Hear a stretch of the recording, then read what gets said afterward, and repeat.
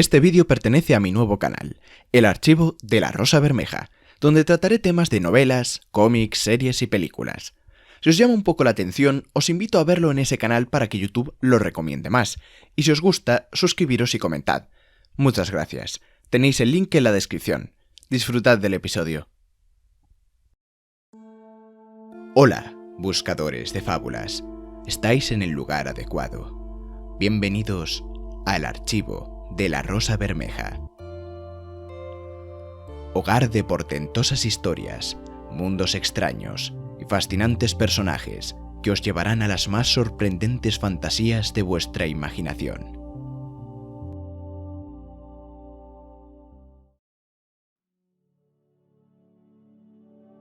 En nuestro primer programa vamos a hablar de una obra muy especial para mí, la novela que más me impactó en su momento y que a día de hoy sigue contándose entre mis favoritas, El Imperio Final de Brandon Sanderson. Ríos de tinta y saliva se han vertido acerca de esta historia, la primera entrega de la saga Nacidos de la Bruma, la increíble fantasía de robos, bailes y magia que nos lleva a un mundo de niebla y ceniza gobernado por el implacable Lord Legislador. A estas alturas veo difícil hacer un análisis de la novela en su conjunto y comentar algo que no se haya dicho ya. Por eso me quiero centrar en un aspecto muy específico que tiene especial interés para mí, el personaje de Bean y su arco de evolución. En consecuencia, me voy a dejar en el tintero una magna cantidad de elementos de la historia que también se merecen atención, pero si en un futuro veo que los seguidores muestran interés, me plantearé tratarlos en su propio episodio. Ahora cabe preguntarse, ¿por qué Bean? ¿Por qué no centrarme en otros de los fantásticos personajes de la trilogía? ¿Por qué no Saced, Elend, Kelsier o incluso Fantasma? La respuesta fácil sería que porque es la protagonista, pero no me gustan las respuestas fáciles. La verdad es que Bean me fascina. Es un personaje con problemas internos bastante profundos, y eso sin impedirle ser uno de los más activos de la historia. De sobra es conocida la habilidad de Sanderson para escribir personajes rotos, traumatizados y con enfermedades mentales, y aunque la gente suele referirse al Archivo de las Tormentas cuando habla de ello, su primer ejemplo lo encontramos en Bean. El caso de este personaje es peculiar, ya que la gente suele amarlo con locura mientras lee las novelas y sin embargo tiende a infravalorarlo tras un tiempo de concluirlas. Sospecho que esto se debe a que su conflicto principal sucede dentro de su cabeza y esos detalles son los que más fácilmente olvidamos con el tiempo, además de que el arco más intenso del personaje sucede en la primera novela y concretamente en su inicio. Al mirar atrás nos quedamos con sus grandes escenas de fantasía de poder, destripando colos, partiendo personas como mantequilla o gobernando las brumas. No nos acordamos de todo lo que sucede entre medias, y por eso mi relectura del Imperio Final me ha ayudado a recordar por qué amo tanto al personaje. Y de eso es de lo que vamos a hablar en este primer episodio de El Archivo de la Rosa Bermeja.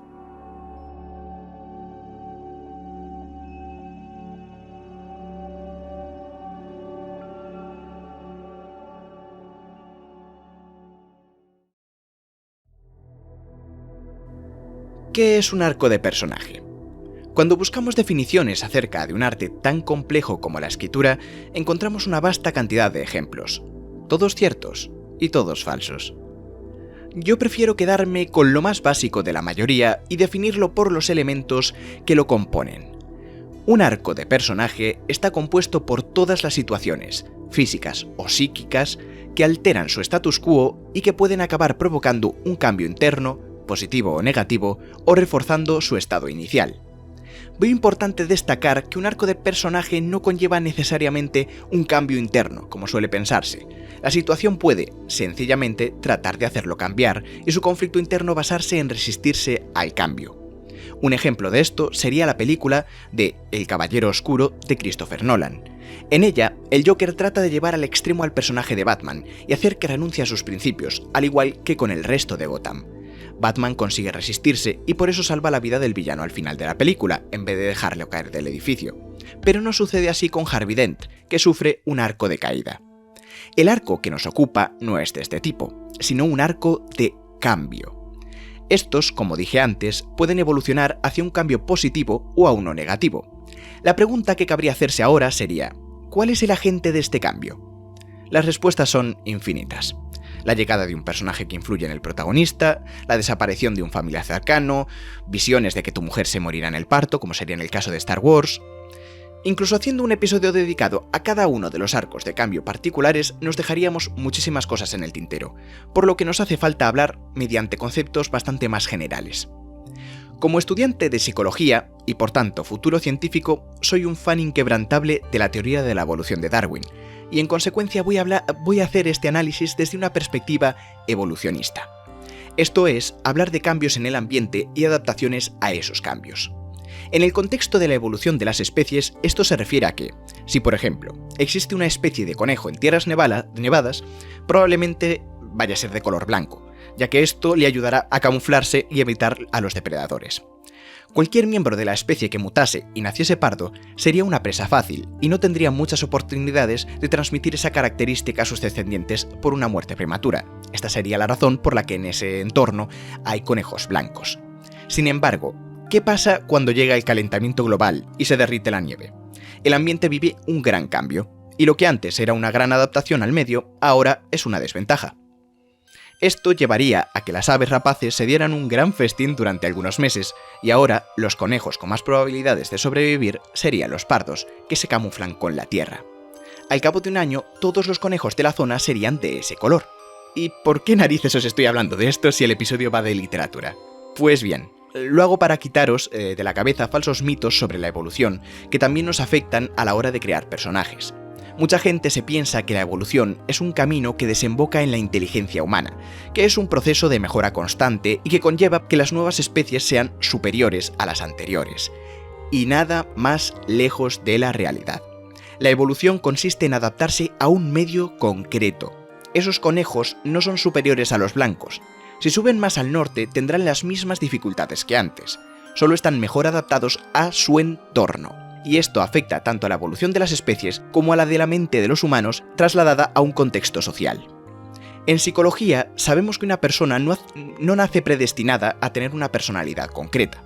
Existen pequeñas predisposiciones que pueden ser más intensas en unos u otros aspectos del carácter, pero es el ambiente el que se encarga de activar unas u otras, de forma que nuestra mente evoluciona a lo largo de la vida para estar lo mejor adaptada a su entorno posible. O sea, que cuando hablamos de evolución positiva o negativa de un personaje, lo hacemos de forma subjetiva. Si cambia a mejor es porque nosotros consideramos que cambia a mejor, pero lo ideal es que ese cambio suponga una mejor adaptación a las circunstancias del personaje. Y aquí es cuando voy a empezar a hablar de Bean. El arco de personaje de Bean es de cambio positivo. Pasa de ser una niña desconfiada, retraída y en alerta constante a una persona que sabe ponerse en las manos de los demás y confía en el amor de una familia encontrada. Abro cita. Bean no estaba de guardia. El mirador era uno de los pocos lugares donde podía estar a solas, y a Bean le gustaba estar sola. Cuando estás sola, nadie puede traicionarte. Palabras de rehén. Su hermano le había enseñado muchas cosas. Luego, había reforzado sus enseñanzas, haciendo lo que siempre le había prometido que haría: traicionarla. Es la única manera de aprender. Cualquiera puede traicionarte, Bean. Cualquiera. Cierro cita. Este es un fragmento como los muchos que podemos encontrar a lo largo de la primera parte de la novela. Bean ha tenido una vida muy difícil durante sus primeros 16 años de vida. Ha estado marcada por la pobreza extrema, criminales agresivos y un hermano / figura paterna que siempre le hablaba de que todo el mundo la iba a traicionar, hasta el punto de haberla abandonado él mismo.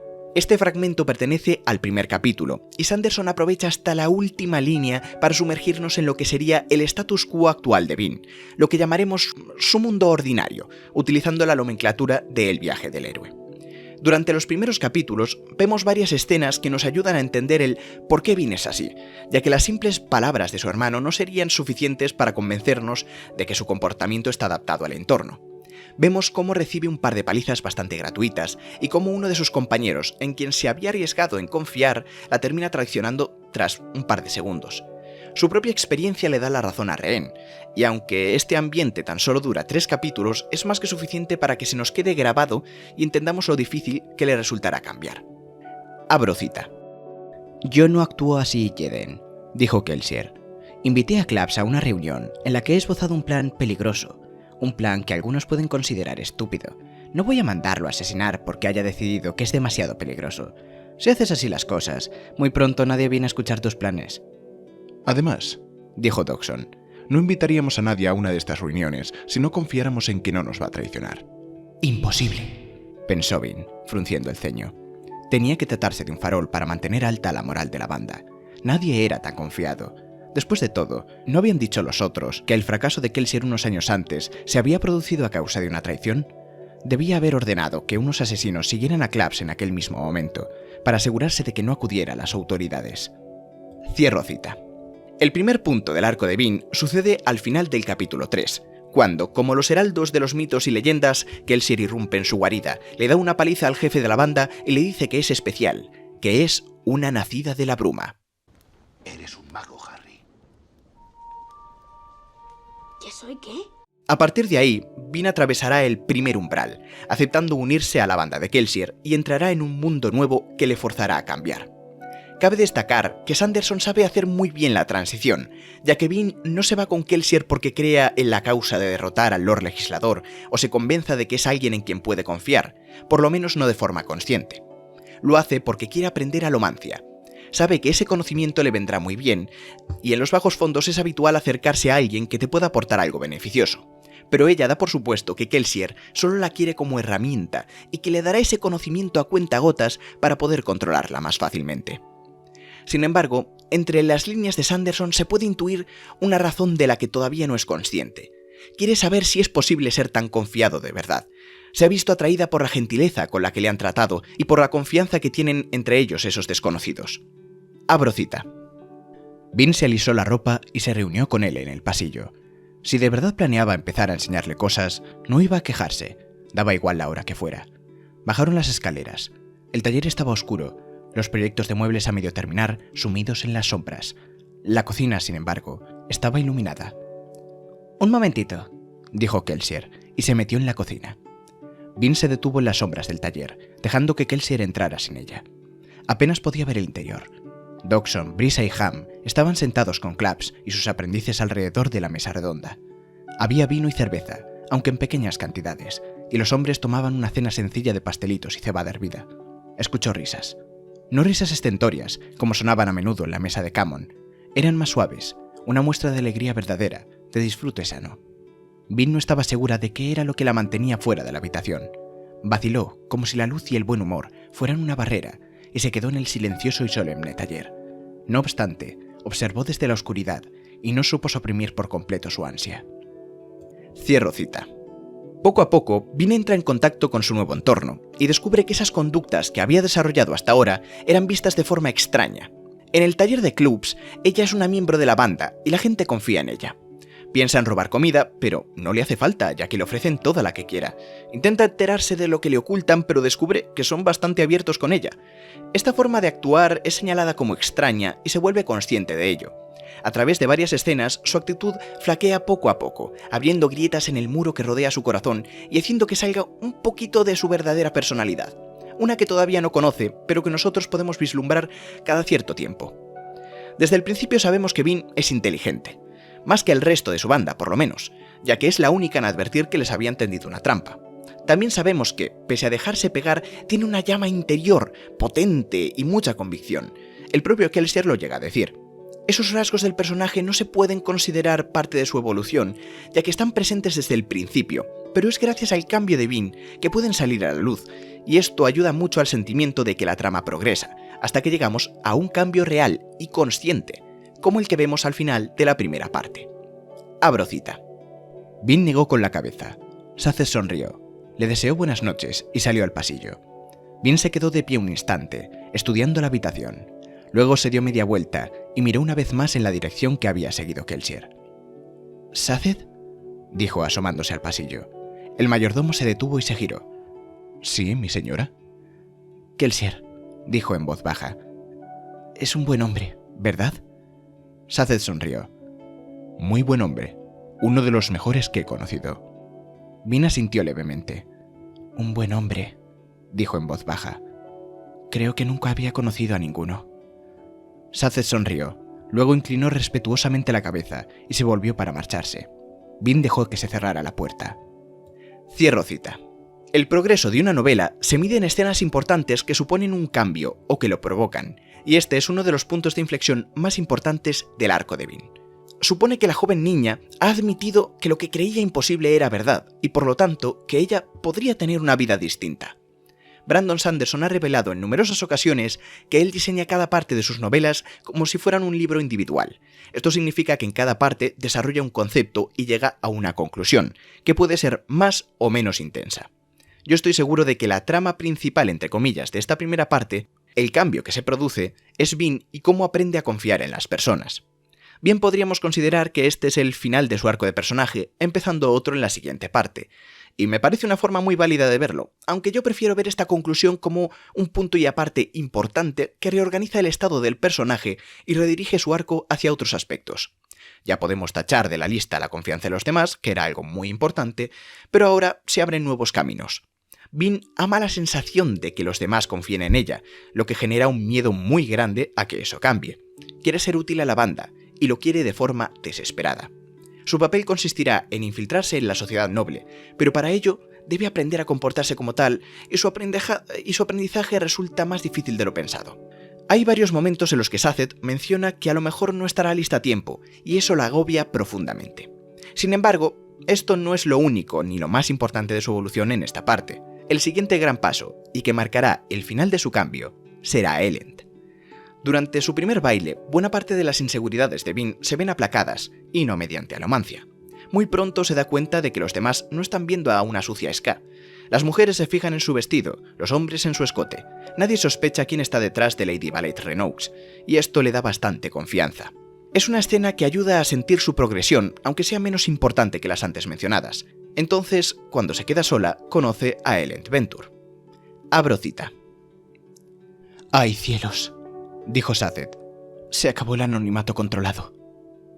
«¿Venture?», preguntó Bean, frunciendo el ceño. «¿Como el torreón de Venture? El heredero del título». «Ah», dijo Bean, dándose cuenta de que quizá debería haberse sentido un poco más intimidada de lo que se sentía. «Ha sido un poco molesto, de una manera agradable». «No deberíamos estar aquí», dijo Sazed. «Estás muy por debajo de su nivel. Venga, retirémonos. No debería haberme ido a cenar». Echó a andar, murmurando para sí mientras conducía a Bean a la salida. Ella miró una vez más hacia el salón mientras recuperaba su chal y quemó estaño. Entornó los ojos contra la luz y buscó en el balcón. Él tenía el libro, cerrado, en una mano, y ella hubiese jurado que la miraba. Bean sonrió y dejó que Sazed la condujera hacia el carruaje. Cierro cita.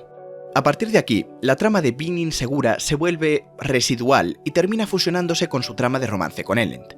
En general, esta y su trama de aprendizaje cobran más protagonismo. En estos momentos, Bean ya es una persona muy distinta. Se empeña con cabezonería en ir junto a Kelsier a Credixau, lo acompaña a las cuevas sobre Quemando Peltre, y el propio Sanderson se encarga de que seamos conscientes del cambio, creando nuevas escenas que hacen paralelismos con otras anteriores, y de forma bastante explícita. Abro cita. Bean sonrió. Incluso las quejas de Toxon eran amables. Claps estaba sentado junto a la pared con aspecto de cascarrabias como siempre, pero Bean captó una ligera sonrisa en sus labios. Kelsier se levantó y abrió otra botella de vino. Volvió a llenar las copas y le contó al grupo los preparativos del ejército ska. Bean se sentía contenta. Mientras bebía vino, vio la puerta abierta que conducía al taller a oscuras. Se imaginó por un instante que podía ver una figura en las sombras, una niña delgaducha y asustada, desconfiada, recelosa. Tenía el pelo corto y despeinado, y llevaba una sencilla camisa sucia y un par de pantalones marrones. Bean recordó aquella segunda noche en el taller de Claps, cuando escuchó a los demás conversar desde la oscura sala de trabajo. ¿De verdad había sido aquella niña capaz de esconderse en la fría oscuridad para ser testigo de las risas y la amistad, con envidia oculta, pero sin atreverse a unirse a ellos? Cierro cita. Probablemente por esto se suele subestimar a Bean tras un tiempo alejados de las novelas. Su principal evolución sucede al principio del primer libro, y no cambia demasiado a nivel interno desde entonces. En el Pozo de la Ascensión tenemos esa trama con Zane que, bueno, no es de las mejores. Ahí se le da más importancia a la evolución de Elend, y en El Héroe de las Eras ya se la muestra habiendo superado por completo sus problemas. Supongo que, cuando comparamos a Bean con otros grandes protagonistas como Kaladin, cuyo problema existe desde el primer libro del archivo y alcanza su peor momento en el cuarto, es normal que Bean se vea un poco eclipsada. Sin embargo, esto no quita la maestría con la que Sanderson la escribió, y la considero un buen ejemplo para todo aspirante escritor, como yo, que desea aprender a hacer buenos arcos de personaje.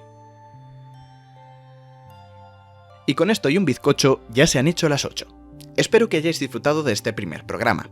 Por supuesto, este análisis lo he hecho yo, y está sujeto a vuestra crítica en los comentarios. Os animo a darme vuestra opinión y a aportar todo lo que se me haya pasado por alto o con lo que no estéis de acuerdo. Si os ha gustado, suscribiros para más análisis de historias y dadle a me gusta para que YouTube e iVoox se lo recomienden a más personas. Ahora me tengo que ir, pero nos volveremos a ver pronto aquí, en el archivo de la Rosa Bermeja.